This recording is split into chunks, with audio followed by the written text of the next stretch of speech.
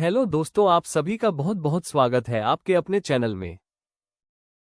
तो हेलो मेरे प्यारे दोस्तों, कैसे हो आप सभी लोग। आई हो बहुत अच्छे होंगे, मज़े कर रहे होंगे अपनी ज़िंदगी में। तो हम अपनी क्लास 10th की सीरीज़ को लेके चल रहे हैं। आज हम पढ़ने वाले हैं चैप्टर नंबर फर्स्ट का पार्ट 5। पार्ट 4 तक हमने पढ़ लिया है, आज हम पढ़ने वाले हैं पार्ट 5। तो इसमें बहुत इंपॉर्टेंट चीज़ हम डिस्कस करने वाले हैं आज। सबसे पहले हम एक थ्योरम को पढ़ेंगे और उसके बाद हम उन पे बेस्ड जितने भी क्वेश्चंस हैं वो हम सॉल्व करेंगे, ठीक है। तो सबसे पहले थ्योरम को आपको पता होना चाहिए कि थ्योरम कौन से पढ़ने वाले हैं हम। एक सेकेंड, जरा पेन को निकाल लेता हूँ मैं।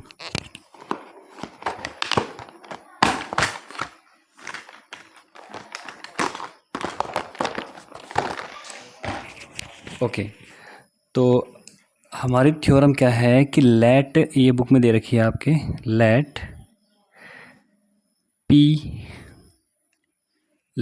P focus lock.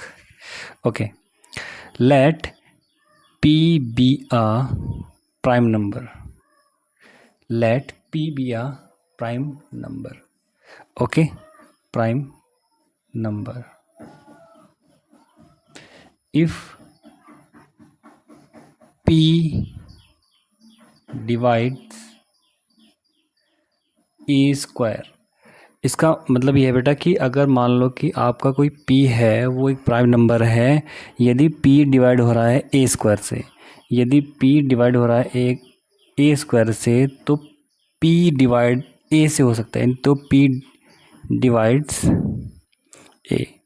यदि p ए स्क्वायर से डिवाइड है तो वही p ए से भी डिवाइड होगा, जहाँ पर where a is a positive integer. Positive integer I think यहाँ तक किसी बच्चे को प्रॉब्लम नहीं होगी।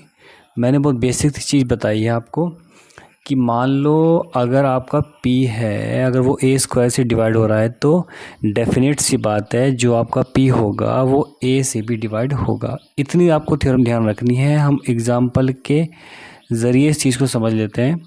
मान लो एग्जाम्पल के तौर पे आपके पास a इजिकल टू 10 है और p इजिकल टू है आपके पास 5, ठीक है। हम एग्जाम्पल के रूप में इसको समझेंगे। अब मैंने बोला कि जो आपका ए स्क्वायर, अच्छा, अगर a की वैल्यू 10 है, p की वैल्यू कितनी है बेटा 5 है।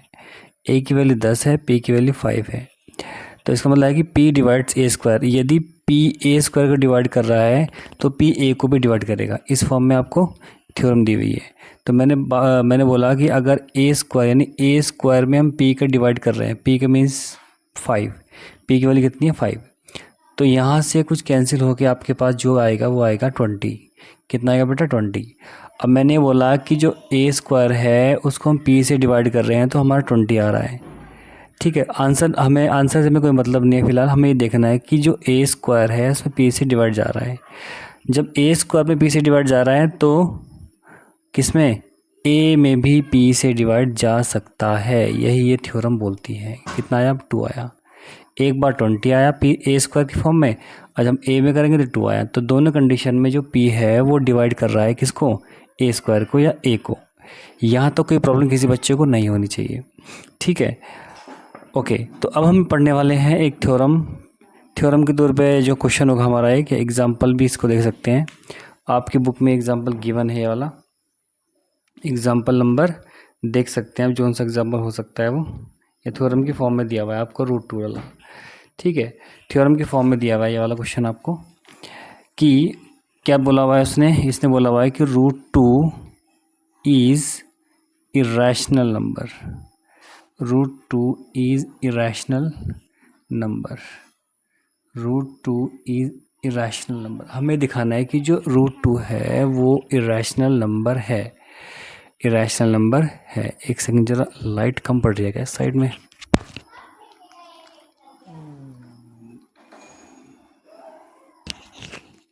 ठीक है।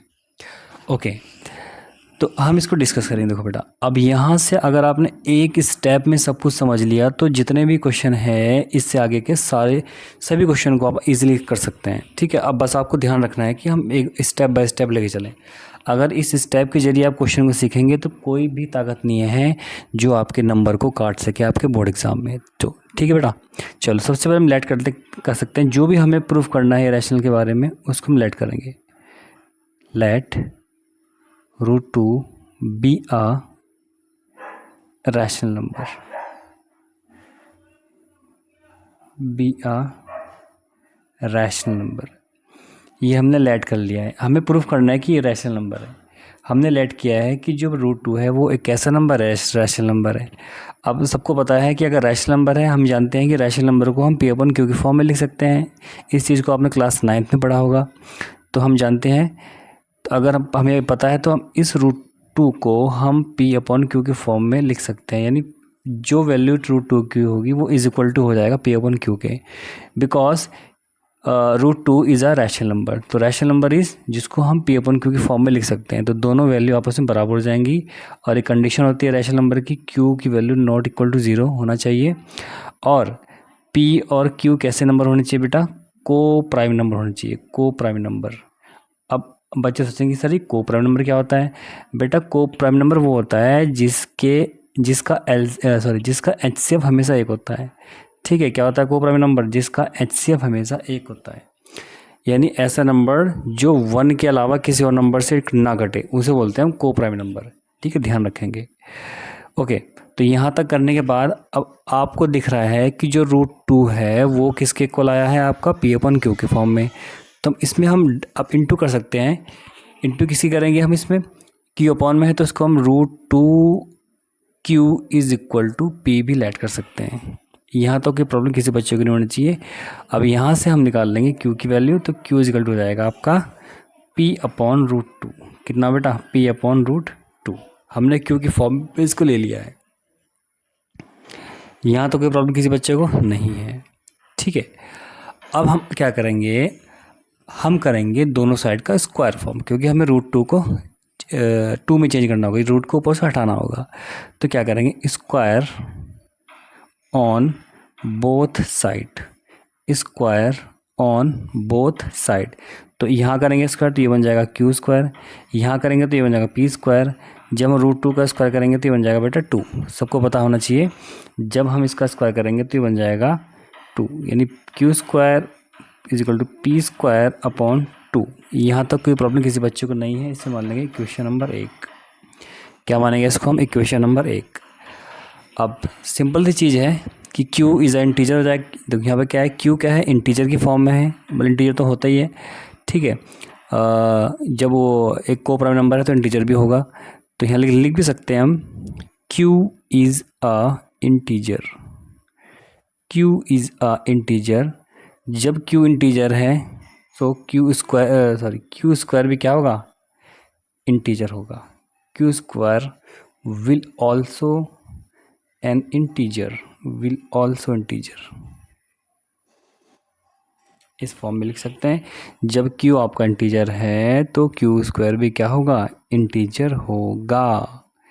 यहाँ तक कोई परेशानी किसी बच्चे को नहीं है, कोई दुख कोई तकलीफ यहाँ तक नहीं है किसी बच्चे को यहाँ तक। ओके, अब हम क्या करेंगे, देन जब आपको मैंने बोल दिया कि Q² भी क्या है, एक इंटीजर है, Q² भी क्या है, इंटीजर है, और जो किसके बराबर है, P²/2 के बराबर है। जब हमें ये पता लग गया कि जो Q² है ये क्या है, इंटीजर है, और यही इंटीजर किसके बराबर है, P²/2 के, देन तो उसी प्रकार जो P²/2 होगा बेटा ये भी तो एक इंटीजर हो जाएगा ना। सिंपल सी बात, ये भी क्या हो जाएगा, इंटीजर हो जाएगा। तो इसको लिख देंगे P²/2 will also be integer, also be integer.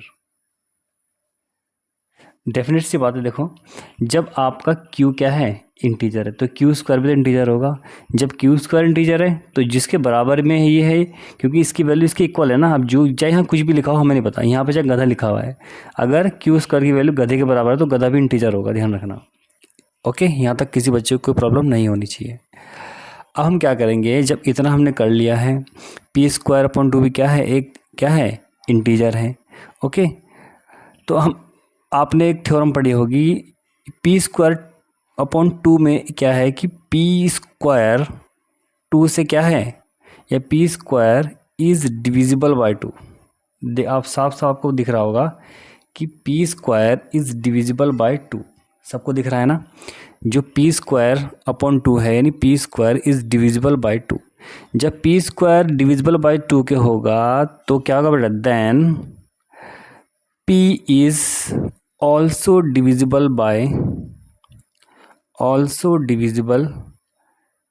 Bye two, क्योंकि हमने थ्योरम पढ़ी है, यहाँ लिख देंगे बाय थ्योरम।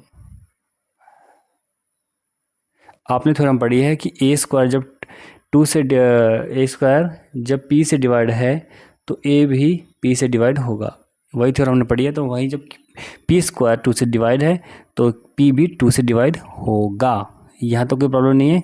तो पी भी किससे डिवाइड होगा बेटा, टू से डिवाइड हो जाएगा। इसको मान लेंगे हम K1। ओके, यहाँ से हम K1 कि में इंटू कर देंगे टू की, तो P इजकल टू हो जाएगा आपका बस 2K1। इक्वेशन नंबर 2 ऐड कर लेंगे इसको। और यहाँ पर K क्या है बेटा, K ध्यान रखेंगे, K1 इजकल टू इंटीजर, ये भी एक इंटीजर है, इंटीजर। ओके, K भी क्या है, इंटीजर है। अब यहाँ तक देखो, अब देखो सबको पता लग गया कि जब P upon two is equal to K1 है तो यहाँ से P की वैल्यू हो जाएगी 2K1। ओके, तो अब हम क्या करेंगे, यहाँ से हम the value of P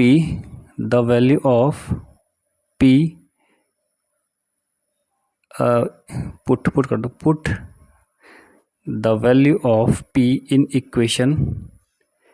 equation first. अब इक्वेशन फर्स्ट क्या है, q square is equal to p square upon two. तो यहाँ से हो जाएगा क्यू स्क्वायर, पी की वैल्यू कितनी है 2K1, इसका भी स्क्वायर हो जाएगा अपॉन टू, ये ऐसे हो जाएगा। तो यहाँ से बनेगा, सॉल्व कर लेंगे थोड़ा, तो ये 4K1 स्क्वायर हो जाएगा अपॉन टू हो जाएगा, टू से कैंसिल हो जाएगा टू टाइम। तो q square is equal to कितना बनेगा, ये बनेगा आपका K1 का स्क्वायर अपॉन टू। अब यहाँ से मैं K1 की वैल्यू निकालूँ तो K1 square is equal to 2Q square बन जाएगा। कितना बन जाएगा, 2Q स्क्वायर। नहीं, K1 की वैल्यू Q स्क्वायर 4 से 2 कर देंगे ना। अच्छा यार, मिस्टेक होगी यहाँ पर। ठीक है, यहाँ से 2 यहाँ पर आएगा बेटा। ओके, 2 यहाँ पर आएगा। ठीक है, थोड़ा यहाँ देख लो साइड में, क्योंकि एक क्वेश्चन है, क्वेश्चन का मार्क्स 4 नंबर क्वेश्चन है, तो इतनी इजी, मतलब इजी तो होगा नहीं, वैसे भी थोड़ा लेंथ तो जाएगा बेटा। तो यहाँ से K1 की वैल्यू हो जाएगी, K1 स्क्वायर रिजल्ट हो जाएगा Q स्क्वायर अपन 2K, किस वजह Q स्क्वायर अपन 2K। बस जब K1 square is equal to Q square upon 2K, फिर वही condition same, K1 is integer, ये हमने लेट किया था ऊपर। देन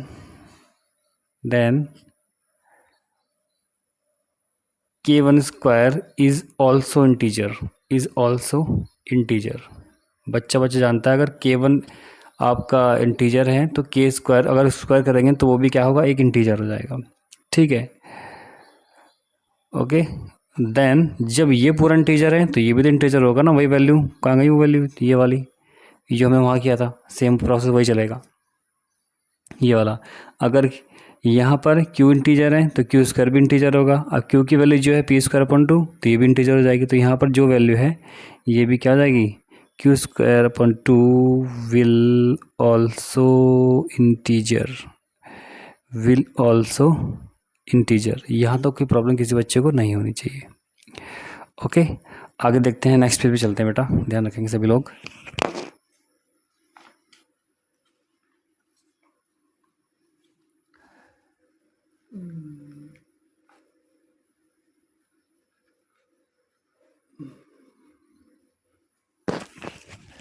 ओके, तो हमने क्या किया, यहाँ से जो आपका Q है, Q स्क्वायर अपन टू क्या है, अपने आप में क्या है, इंटीजर है। तो यहाँ से हम वही करेंगे अब कि जो Q है, Q स्क्वायर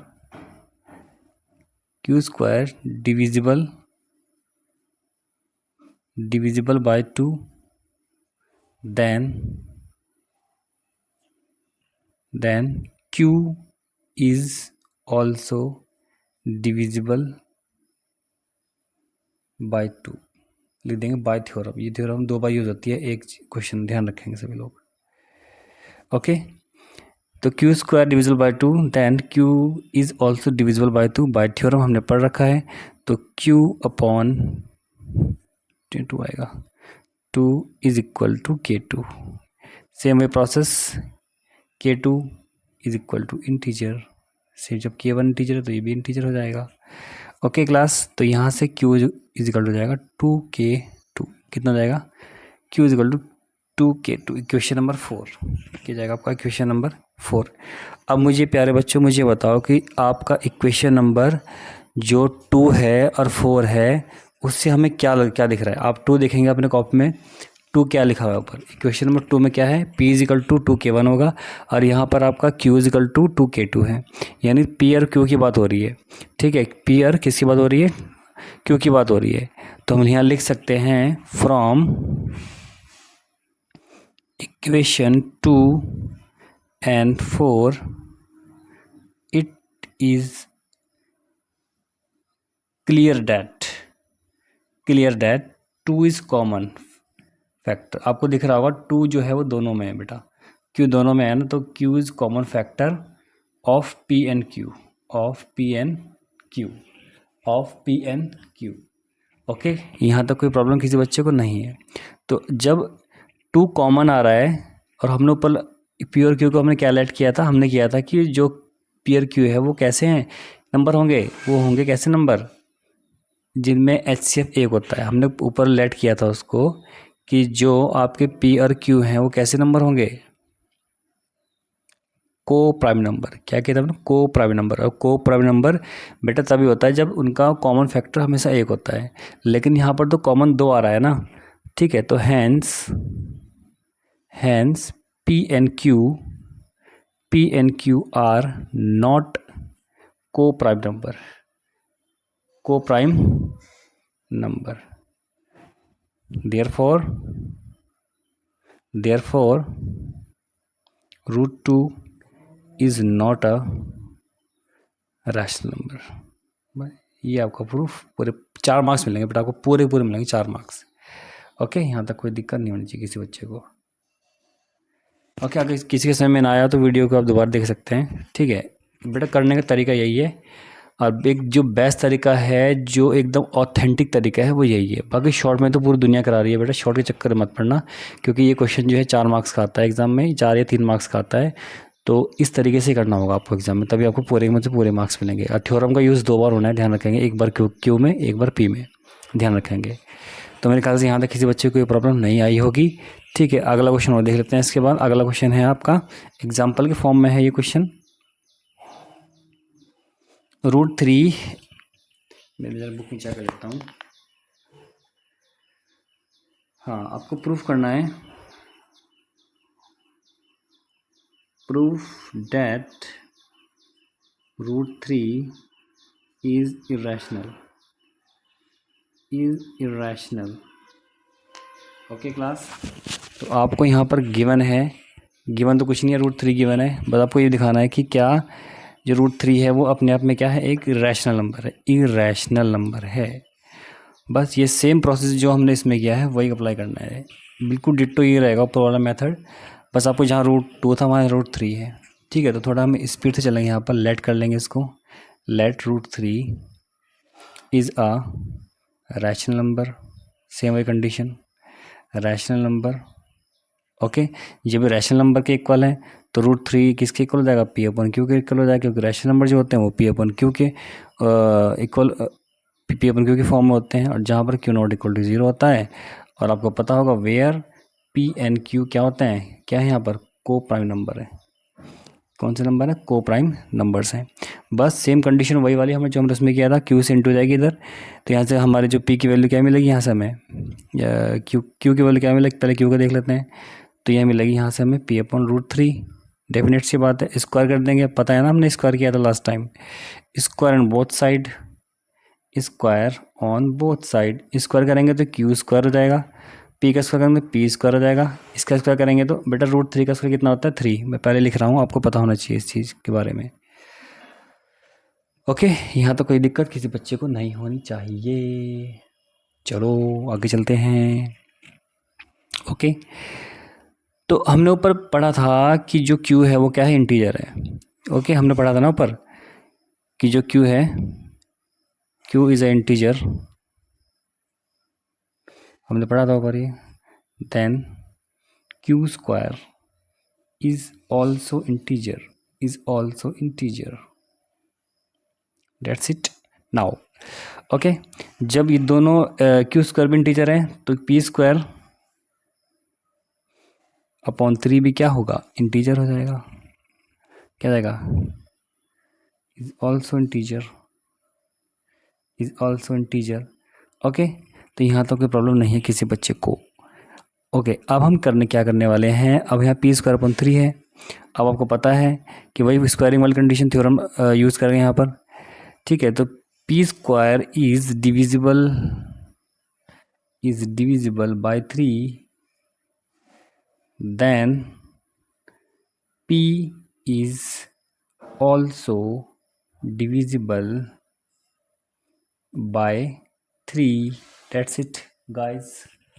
ओके क्लास, यहाँ तक कोई प्रॉब्लम किसी बच्चे को नहीं है। ओके, तो जब ये p से, जो p है वो 3 से डिवाइड है तो p अपॉन 3 ये भी से डिवाइड हो जाएगा, इसको हम k1 लेट कर लेंगे। यू नो डैट, आपने पहले ही पढ़ा है ये सब। तो यहाँ पर k1 क्या आ जाएगा बेटा, इंटीजर हो जाएगा, सबको पता है, इस गली का बच्चा जानता होगा इस चीज़ के बारे में। तो यहाँ से हम अगर p की वैल्यू निकालें तो p इक्वल हो जाएगा आपका 3k1, इक्वेशन नंबर 2 इसको लेट कर लेंगे हम। इक्वेशन नंबर 2 p की वैल्यू आएगी यहाँ से 3k1।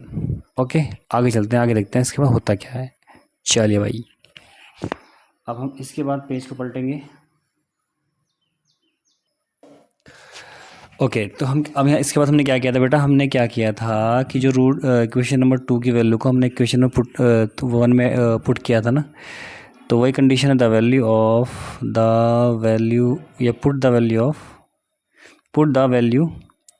Of p in equation first.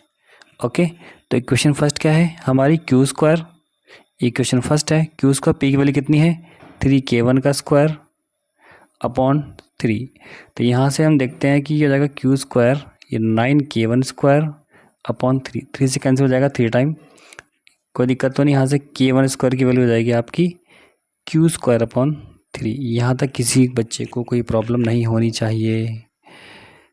Okay class, हमने वही सेम कंडीशन की है, यहाँ तक किसी बच्चे को कोई प्रॉब्लम नहीं होनी चाहिए।